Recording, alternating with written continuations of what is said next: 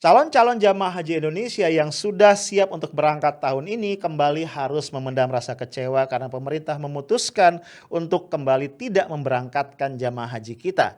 Ada simpang siur mengenai penyebabnya. Pada satu sisi pemerintah mengatakan bahwa Arab Saudi tidak memberikan kuota haji kepada kita pada tahun ini. Tapi Duta Besar Saudi membantah dan mengatakan otoritas Saudi belum mengambil keputusan apapun terkait dengan kuota haji. Pertanyaannya, siapa yang sedang berdusta?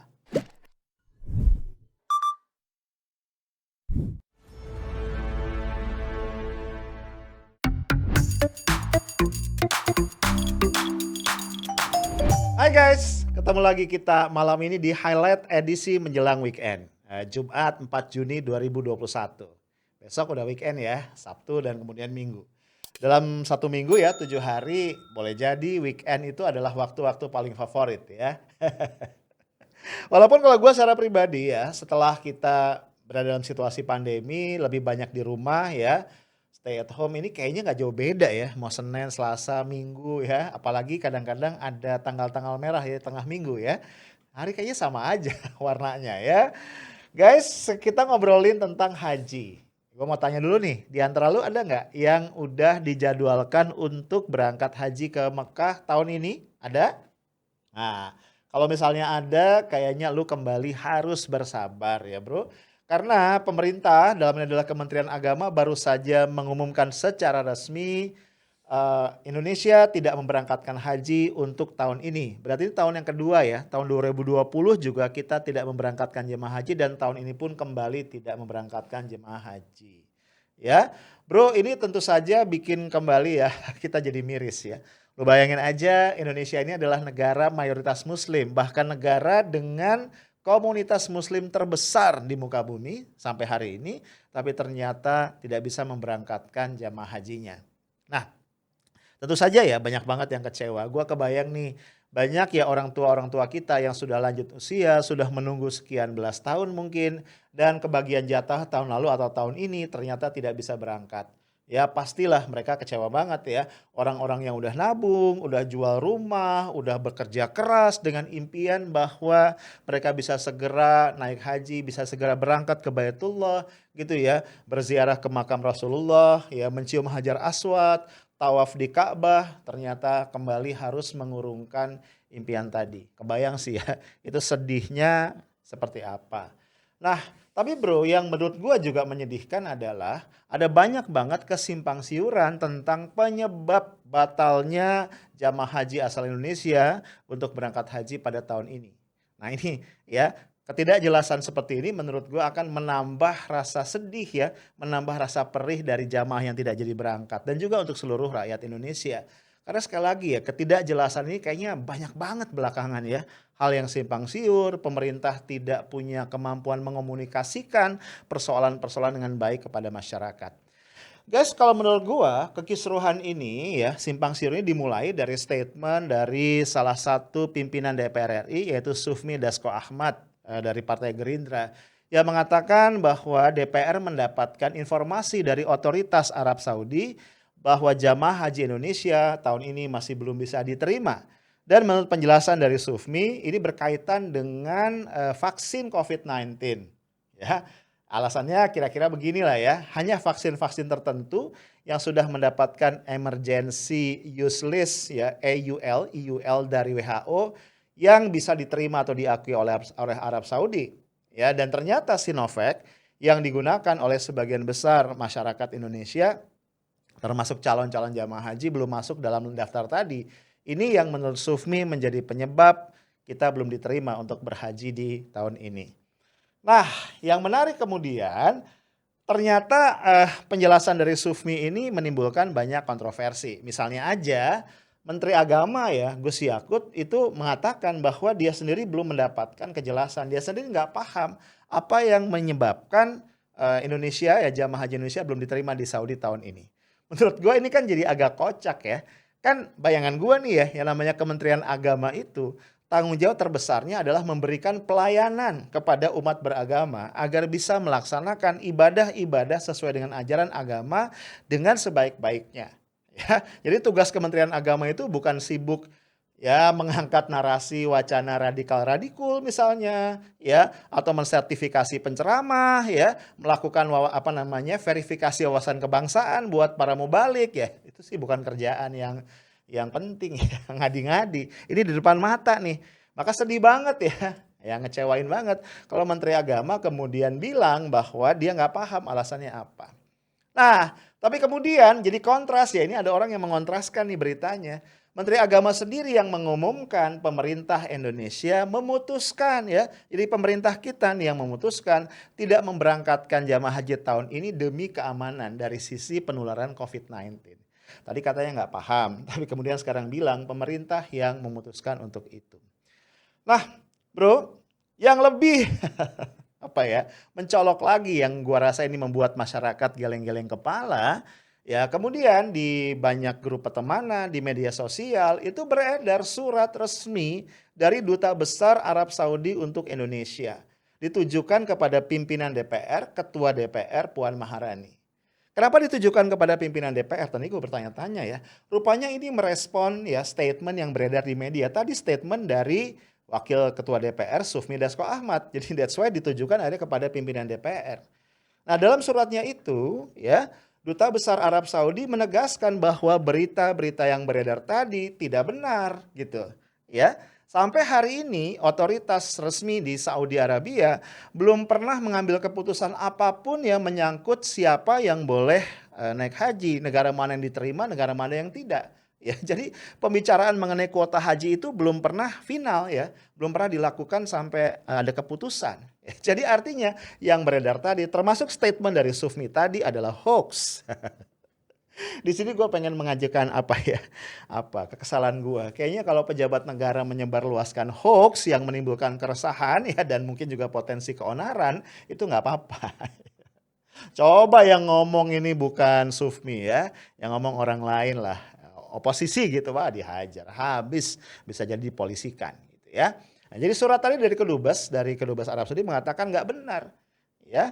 Dan juga yang menarik ya di surat itu juga dikatakan memang ada 11 negara ya tidak termasuk Indonesia yang oleh otoritas penerbangan Arab Saudi sudah diizinkan untuk masuk ke Arab Saudi. Tapi itu sama sekali gak ada hubungannya dengan penyelenggaraan haji.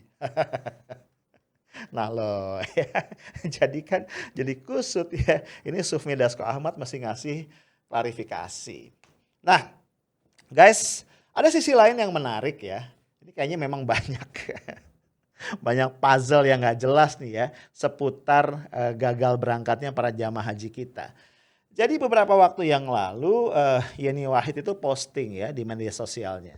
Di situ ada foto dia bersama Luhut Binsar Panjaitan ya, Menko Maritim dan Investasi yang kadang-kadang oleh sebagian kalangan diledek sebagai menteri segala urusan ya, bersama juga Dubes Arab Saudi.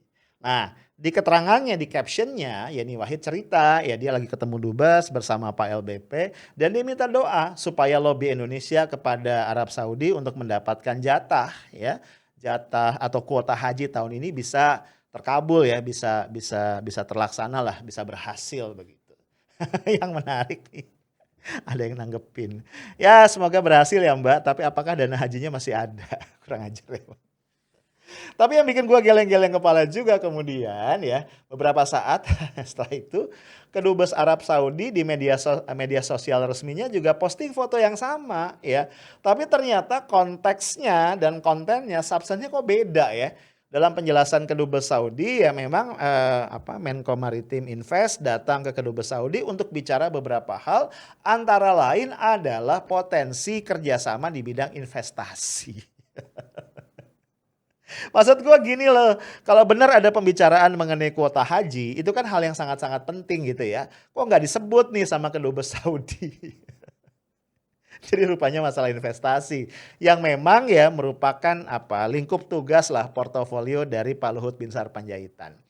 Nah cuma gue mikir gini ya, kalau betul ya, katakan betul ya Yeni Wahid tuh sama LBP ngomongin tadi masalah ya mintalah agar kita dapat kuota haji. Kalau itu betul ya, pertanyaannya Menteri Agama kemana? Kan gitu kan, itu pertanyaannya.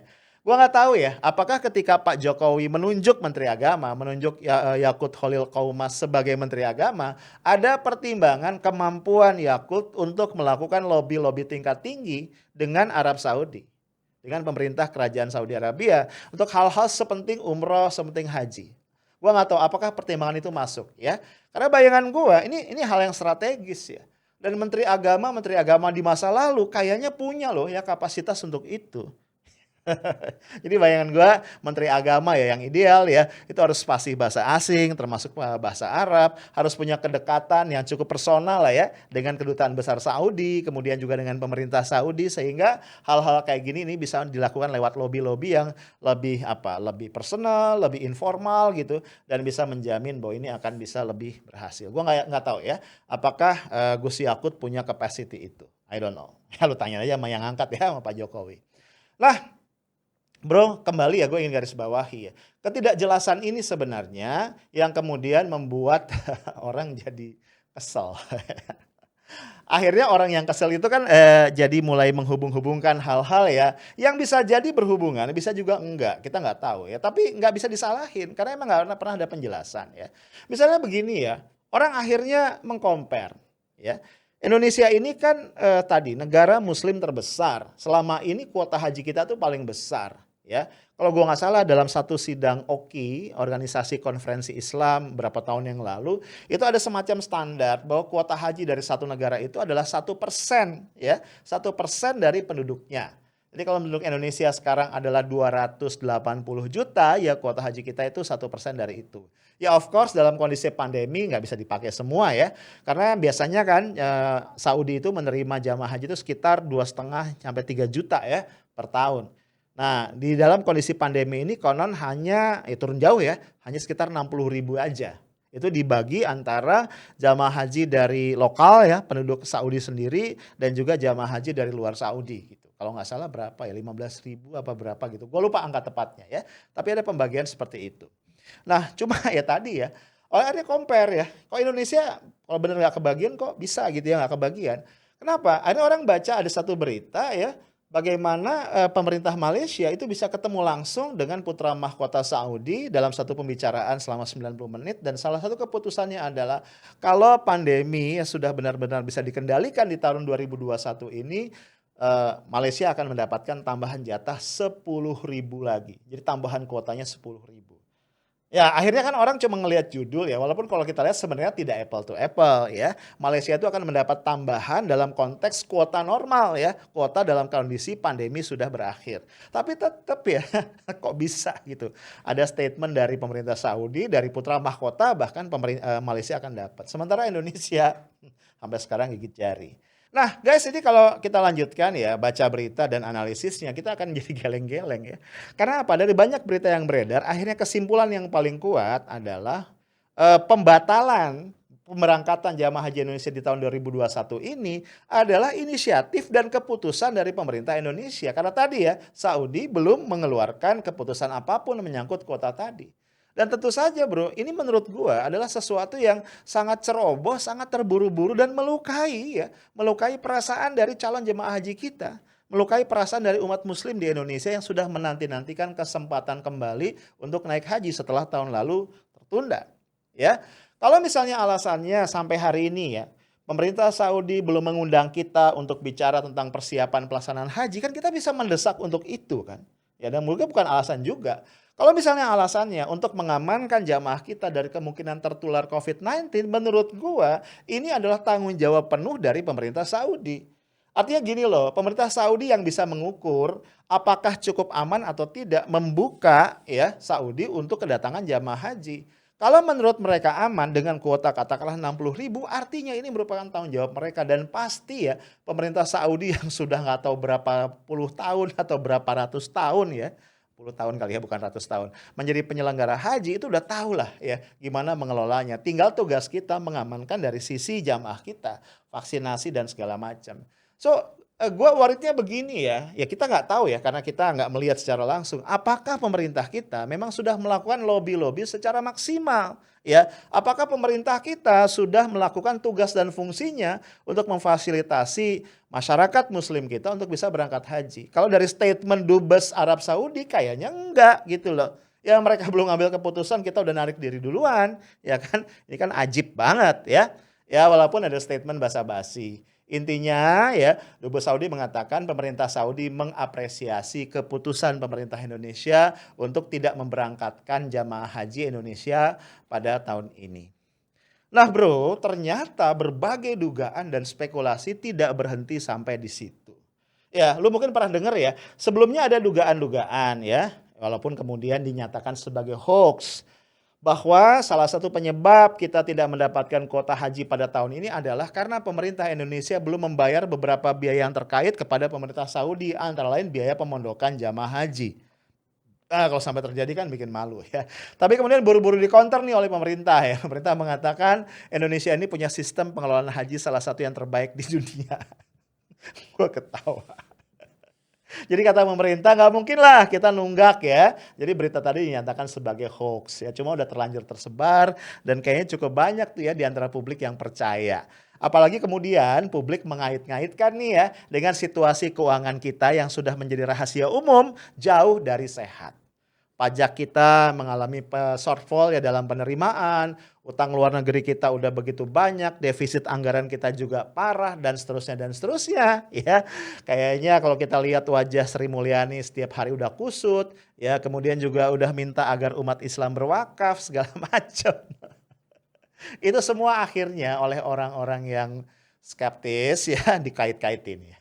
Loh ini kayaknya nih gitu kan. Akhirnya dikaitin ke situ. Jangan bisa jadi ya. Walaupun tadi udah dinyatakan sebagai hoax ya. Nah kemudian ada muncul dugaan lain. Jangan-jangan memang duitnya nggak ada. Gue sendiri tidak mengatakan ini benar ya. Kan gue katakan ini spekulasi. Tapi gue cuma ingin mengingatkan pemerintah. Berbagai spekulasi ini datang, muncul, menguat, semakin tajam. Kenapa? Karena pemerintah tuh kayak main petak umpet. Gak pernah clear ya. Tadi Sufmi ngomong apa, dibantah sama kedubes Saudi. Gak ada penjelasan lebih lanjut kayak apa. Ya, Menteri Agama Yakut ngomong apa, terus dia ralat sendiri. Kan ini yang bikin kemudian berbagai spekulasi itu muncul. Ya tadi spekulasinya paling tajam adalah jangan-jangan duitnya nggak ada. Ya, kita tahu bahwa sejak tahun 2017 ya ketika dibentuk Badan Pengelola Keuangan Haji, berbagai spekulasi itu mulai muncul sebenarnya. Karena apa? Karena memang akhirnya publik menangkap niat kuat dari pemerintah untuk menggunakan dana haji bagi beberapa kepentingan ya, investasi pada infrastruktur dan segala macam. Ini ada satu video lama ya, statementnya Pak Jokowi mengenai ini. Kita lihat dulu ya. Kemarin juga sudah kita lantik Badan Pengelola Keuangan Haji. Ini juga sebuah potensi yang sangat besar. Ada kurang lebih 80 sampai 90 triliun. Triliun bukan miliar, triliun. 93 triliun yang ini kalau dimanfaatkan dengan baik, ditaruh di tempat-tempat yang memberikan keuntungan yang besar, juga akan mempercepat pembangunan negara kita. Nah kemudian bro, di sekitar tahun 2017 itu juga ada statement beredar dari Kiai Haji Ma'ruf Amin yang ketika itu masih menjadi ketum MUI ya, Ketua Umum Majelis Ulama Indonesia. Dia mengatakan bahwa memang dia yang mengeluarkan fatwa yang membolehkan dana haji itu disalurkan atau diinvestasikan untuk misalnya ya infrastruktur dan beberapa yang lain. Akhirnya spekulasi terus berkembang ya. Ini juga ada dugaan ya dari IPHI, Ikatan Persaudaraan Haji Indonesia, yang menengarai bahwa pemerintah kita sudah menggunakan ratusan triliun dari dana haji ya untuk berbagai keperluan. Infrastruktur dan lain-lain. Ini berita tahun 2019. Intinya dia mengatakan bahwa ini kas dana haji ini sudah kosong. Bukan berarti duitnya hilang ya. Tapi duit tadi diinvestasikan dan tentu saja tidak setiap saat bisa ditarik. Yang dikhawatirkan IPHI adalah kalau nanti misalnya ada kebutuhan-kebutuhan yang berkaitan dengan pengurusan jamaah haji, duit cashnya nggak ada, itu tentu akan menimbulkan persoalan. IPHI kemudian juga mengangkat ya satu hal ya, dia melihat bahwa ada langkah diam-diam yang dilakukan oleh DPR bersama pemerintah untuk membubarkan satu lembaga independen yang selama ini mengawasi ya penyelenggaraan haji, yaitu Komisi Pengawasan Haji Indonesia. Dan ini kemudian fungsi-fungsinya digabungkan atau dibebankan kepada Kementerian Agama. Ya kita bisa bayangkan kalau ini benar ya, Kementerian Agama kan bagaimanapun bukan lembaga independen. Nah gue sih bisa paham ya kekhawatiran-kekhawatiran seperti ini. Ya karena belakangan tadi ya gue bilang kondisi ekonomi demikian memburuk sehingga orang curiga aja nih ya, ini uang haji masih ada apa enggak. Walaupun memang Badan Pengelola Keuangan Haji ya itu senantiasa menegaskan investasi di SUN ya di apa surat berharga syariah segala macam itu sebenarnya semuanya aman dan dijamin oleh pemerintah ya. Tapi menurut gua ya sebenarnya persoalan mendasarnya bukan di situ ya. Seberapa amanah? Maksud gua gini loh. Jamaah haji itu kan menyimpan dananya kan gitu ya. Misalnya gua bayar sekarang nih, gua bisa berangkat mungkin sekian belas atau sekian puluh tahun lagi. Itu kan dananya diputar ya. Pertanyaannya adalah satu, apakah jamaah haji ini sudah diminta kerelaannya bahwa dananya itu akan diputar, akan diinvestasikan di sini, di sini, di sini. Apakah itu sudah ada ya, sudah ada akadnya antara pemerintah sebagai penyelenggara haji dengan jamaah sebagai orang yang punya uang. Kalau enggak, ini kan bahaya. Ya berarti pemerintah menyalahgunakan amanah. Itu satu. Yang kedua, uang yang jumlahnya ratusan triliun itu kan sudah diputarkan ya bertahun-tahun ya. Gue nggak pernah denger tuh ada audit yang independen, kemudian dibeberkan kepada masyarakat hasilnya seperti apa, dan kemudian apa manfaat dari pemutaran dana tadi untuk para pemilik dana. Gue nggak pernah dengar. Ya, kenapa gue concern masalah ini? Karena kita tahu dari tahun ke tahun biaya penyelenggaraan ibadah haji BPIH itu meningkat ya, dan peningkatannya sangat signifikan. Terakhir kalau nggak salah tahun ini tuh naik 9 juta atau berapa gitu ya dibanding tahun sebelumnya. Nah guys, maksud gue gini loh, ya, ini logika sederhana aja. Kalau itu dana yang numpuk sekian ratus triliun diputar dan di perputarannya benar ya menghasilkan return yang baik, harusnya kan bisa dikembalikan manfaatnya kepada para calon jamaah haji ya. Misalnya dalam bentuk apa? Dalam bentuk potongan biaya ya, subsidi dan segala macam sehingga calon jamaah haji tidak dibebani dengan ya biaya naik haji, ongkos naik haji yang begitu mahal yang naik terus dari tahun ke tahun. Apalagi kalau kita compare ya, misalnya di compare dengan Malaysia, di compare dengan Singapura, itu kan perlu juga dilihat ya, sejauh mana sebenarnya perbandingan dari ongkos naik haji atau biaya naik haji yang harus ditanggung oleh jamaah haji Indonesia. Ya orang kan selalu bertanya-tanya, duit yang sebesar itu akhirnya kemana?